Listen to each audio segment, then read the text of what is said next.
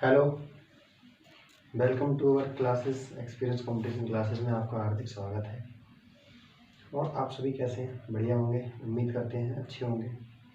देखो, ऐसा कि आज मैं कुछ पढ़ाने नहीं आया हूँ, लेकिन बस आज आपसे थोड़ी सी बातचीत करने के लिए मैं आया हूँ। ये है कि देखो, आप लोग तैयारी करो, है ना, और तैयारी भी ऐसी करो कि जो आपके पेपर के पॉइंट ऑफ व्यू से एकदम अच्छी होनी चाहिए। मेरा कहना हमेशा यही रहता है। अधिकतर स्टूडेंट्स की मेरे पास कंप्लेंट आती है कि सर, हम तैयारी शुरू से करना चाहते हैं कि मुझे ये प्रॉब्लम है, मुझे वो प्रॉब्लम है, किसी सब्जेक्ट में दिक्कत आती है, कभी किसी को किसी और चीज़ में दिक्कत आती है ना। तो ये सारी चीज़ों का समस्या का समाधान सिर्फ आप एक इकलौते खुद हैं, है ना। अगर आपको कोई अच्छा टीचर नहीं मिलता है तो भी आपकी प्रॉब्लम है। किसी को आपकी परेशानियों से मतलब नहीं होता है। उस इंसान को अगर मतलब होता है तो वो सिर्फ और सिर्फ किससे, आपके एफर्ट से, कि आपने उसको करके क्या दिखाया। अब इस जगह चाहे आपके माँ बाप हों, चाहे आपके घरवाले हों, चाहे आपके भाई बहन, कोई भी हो, XYZ, इससे कोई मैटर नहीं करता है कि आपको क्या परेशानी है। आपको सिर्फ इतना बताया जाता है कि आपको ये बता दिया जाता है कि आपको इस सेक्टर में जाके जॉब लेनी है। अब आपसे कोई ये नहीं आपसे पूछता आके कि भाई तुम कुछ कर रहे हो उस चीज़ को पाने के लिए कि नहीं कर रहे हो, है ना। ये चीज़ कोई नहीं पूछेगा आपसे। तो इसी चीज़ को लेके मैंने सोचा कि एक सॉल्यूशन निकाला जाए।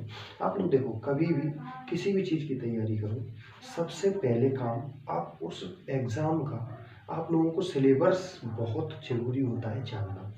अगर तुमने एक बार किसी भी एग्ज़ाम का सिलेबस पूरी तरह रट लिया, क्या बोले, अगर उसका सिलेबस अगर तुमने पूरी तरह रट लिया तो ये समझ लीजिए आधी से ज़्यादा तुम्हारी समस्या सॉल्व हो गई। तो एक बात बताओ, अगर मैं आपसे कहूँ कि आपको आगरा जाना है, आपको दिल्ली जाना है, अगर आपको आगरा दिल्ली जाने का रास्ता ही नहीं पता होगा तो क्या आप पहुँच पाएंगे? नहीं पहुँच पाएंगे। तो ऐसे ही हमारी पढ़ाई होती है।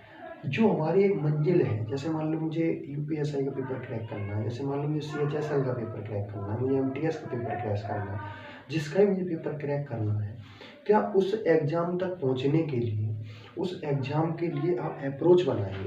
और अप्रोच के लिए आपको क्या ज़रूरी होगा? अप्रोच बनाने के लिए आपको क्या चाहिए? पूरा एक सिस्टम पता होना चाहिए कि इस एग्ज़ाम में कितनी पढ़ाई करने से और कितने चीज़ों से हम इसको अप्रोच ला सकते हैं। सबसे पहली चीज़ हमारे इसके अंदर आती है, कि हम लोग क्या करेंगे, उसको सबसे पहले एक सिलेबस डिफाइन करेंगे।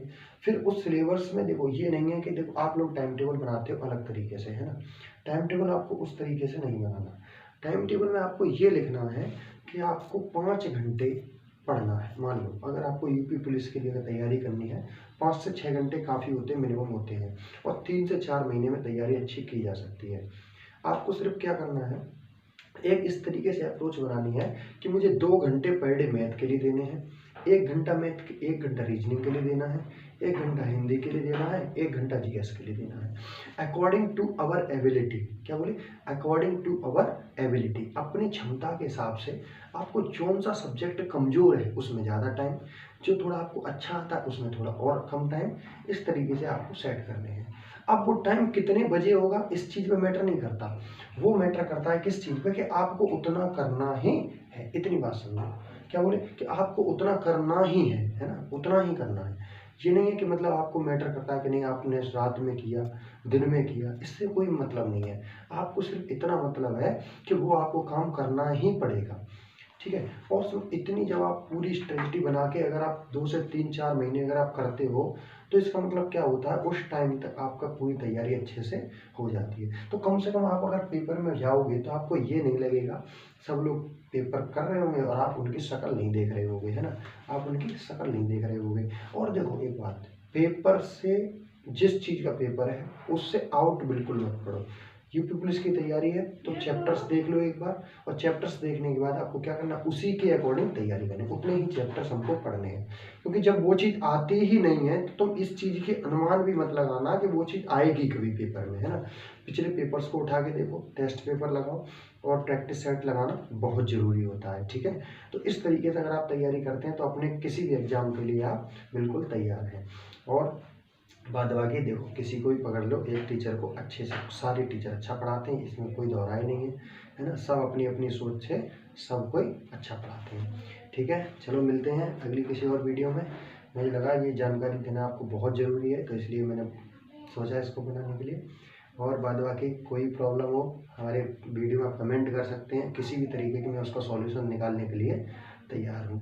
ठीक है, और रीजनिंग में अगली वीडियो लाऊंगा मैं सिलोजिज्म के ऊपर, तो तैयार रहना सिलोजिज्म पढ़ने के लिए अद्भुत तरीके से, है ना। चलो ठीक है, मिलते हैं फिर अगली किसी वीडियो में।